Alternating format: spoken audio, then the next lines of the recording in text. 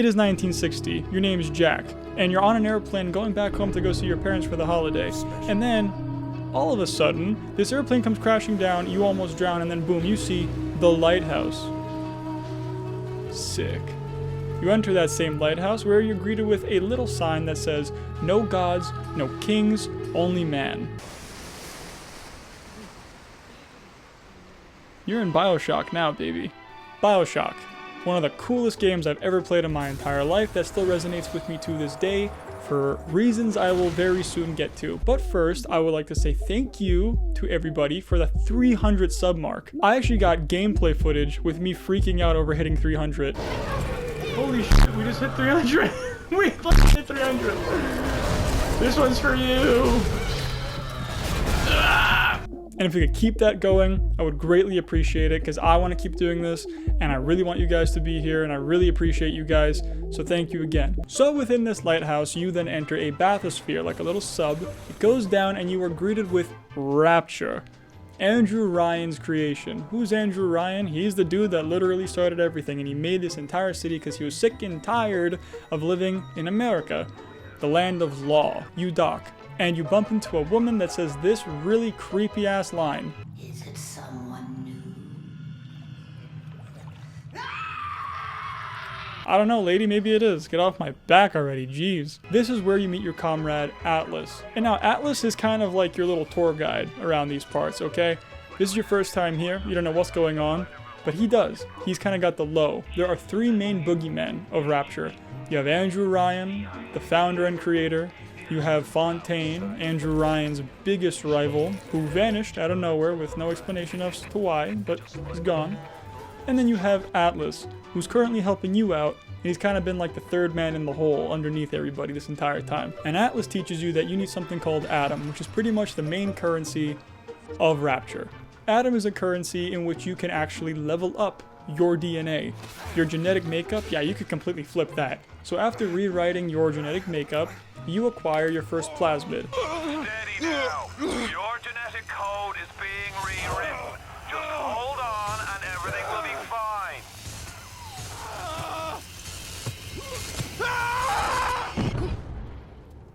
So after getting electricity or electroshock, your first plasmid of the game, you have free range for other things like incinerate, fire. There we go. There we go. You have Cyclone, which you could throw down and it propels people upwards and they fall with great distance and then they die. It's really fun. Man, this chick is having a bad day, and there she goes. Oh, hello. And then you have my favorite, the bee plasmid, where you actually have control of bees, and we're talking some like Nicolas Cage type bees, alright, like the cliche, yeah, some of that. What is it? Oh, no, not the bees! Not the bees! Oh, and by the way, you can level up plasmids 3 times over in this game, which means that you can make them even more dangerous as the game goes on, and that's so satisfying. And then you bump into the first Big Daddy and Little Sister of the game. Now, Big Daddies and Little Sisters are genetically connected through DNA. A Big Daddy protects his little girl, and that little sister gathers Atom.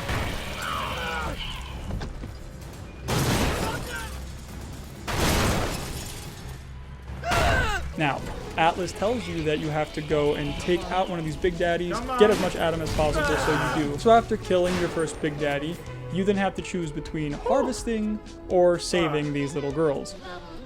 He's sleeping. He's just sleeping. He's just sleeping. Stop yelling. Harvesting is when you rip out a slug from their brain, which actually helps control them, and it then kills these little sisters, but you get more Atom. Option B is saving them.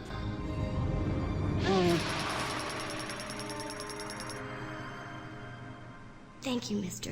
Dr. Tenenbaum bumps into you. She's the actual woman that created these little sisters and the Big Daddies after stealing the little girls from the surface, which is grossly horrifying. But she throws you this perk, which is a gift, which can help you save these little girls from torment. After saving your first little sister, you have enough Atom to go get spliced up. Your normal enemies consist of splicers.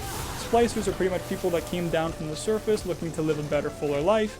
in which they found Adam and got addicted to it, made themselves into horrifying monsters, and they all are pretty cracked out and they just want to kill you. And that's pretty much what you're going to be taking on throughout your entire playthrough. Splicers and Big Daddies. After ripping and tearing through all these splicers, Atlas tells you that he needs help locating his family. So you fight tooth and nail, you get through everything, all the while Andrew Ryan is in your ear telling you that you ain't shit. Even the air you breathe is sponged from my account. Well, breathe deep, so later you might remember the taste. And then you finally bump into Alice's family, who are burning in a submarine.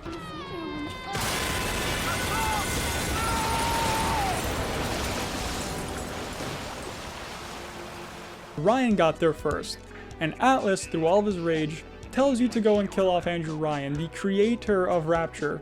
Now, would you kindly head to Ryan's office and kill the son of a bitch? It's time to finish this. And by the way, if we're going to talk about Rapture really quick, which we are, it's so cool. Just its 1960s steampunk aesthetic with a mix of this melancholy, depressive era, run-down environment is so pretty compared to the plasmids and the machines and the soundtrack. That's all classic music. It just ties it all together so well. And on top of that, you're underwater. So, in hot pursuit, you march your way all the way to Ryan's main office, and he's not that surprised. He kind of wants to talk to you. But before Andrew Ryan allows you into his office, he offers you one piece of advice. You are a sleeper, and you are awakened by the term, "would you kindly."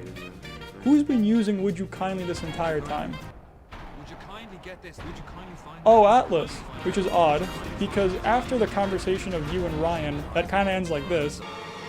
Obey!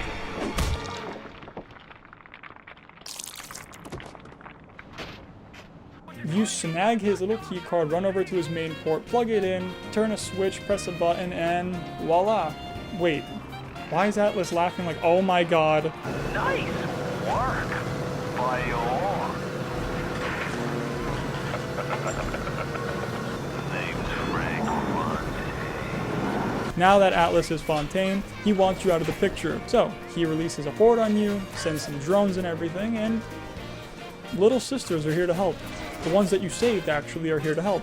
They guide you through a ventilation shaft, and then it breaks, it crumbles. You smack dab, boom, go unconscious.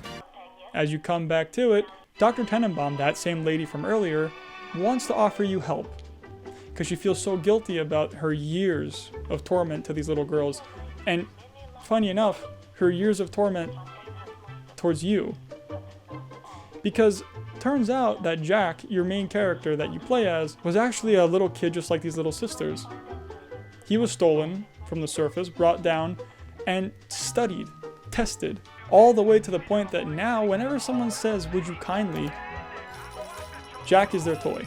And all that Dr. Tenenbaum wants to do is help you and help these little girls by simply getting you guys freedom and getting you guys back up to the surface. So, she leads a charge all the way to Fontaine, where he's busy juicing up. And then both you and Dr. Tenenbaum realize, wait a second, we're not this powerful. We aren't even half the strength as this dude. What are we gonna do? And then Dr. Tenenbaum offers you a great solution. To become a Big Daddy. And it is so freaking cool. You go through the whole process of becoming a Big Daddy. You get your boots, you get your suit, you get your helmet, you change your voice, and you fix up your gene pool a little bit more, and boom, bang, bop, boop, you are now a Big Daddy with your very own little sister, who you have to go gather Adam with to make yourself more strong. And by the end, you finally reach the point where all you gotta do is take a little elevator ride up, and you finally come face to face with Fontaine. But before doing that, one of those little sisters who was helping you hands you her little Adam gathering syringe, in which you take that up with you when you finally come face to face with Fontaine. This dude's beefy, he has all the Adam in Rapture, he's kind of tweaking, and now he's more bulletproof, he can heal quick, he has all the plasmids too, okay? He's a big amalgamation of everything that is wrong with Rapture, and you finally have a chance to snuff it out. You guys go back and forth, trading blows, you know, going off, going sicko mode, going crazy, going Gangnam style, everything in the book. And then, after you damaged him enough, he throws you aside and hits you with some of this.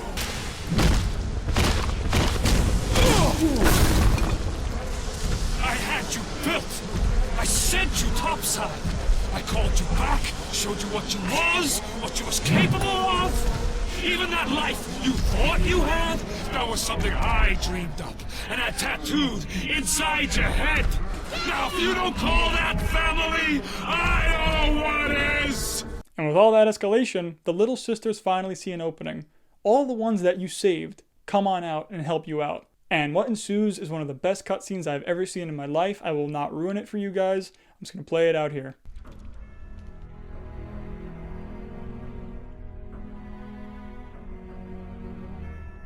They offered you this city.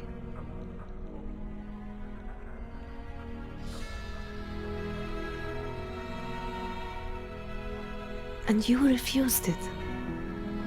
And what did you do instead? What I've come to expect of you. You saved them.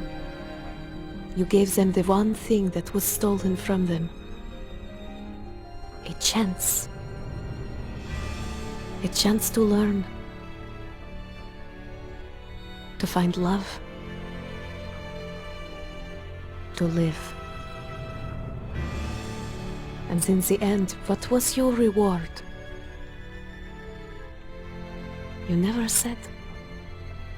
But I think I know. A family.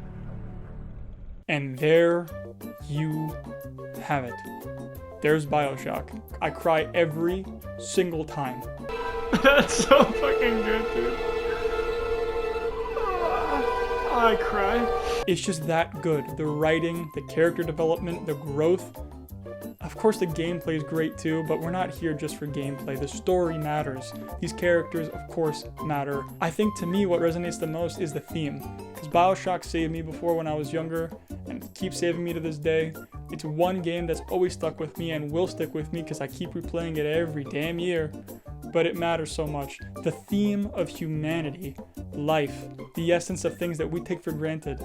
It's so impactful. Oh, and one more thing. Next week's video is actually going to be on Call of Duty Nazi Zombies, baby. Oh yeah. So stay tuned for that. No one bought the door? Is anyone going to buy the door? Hey, fuck you! The things I do for love.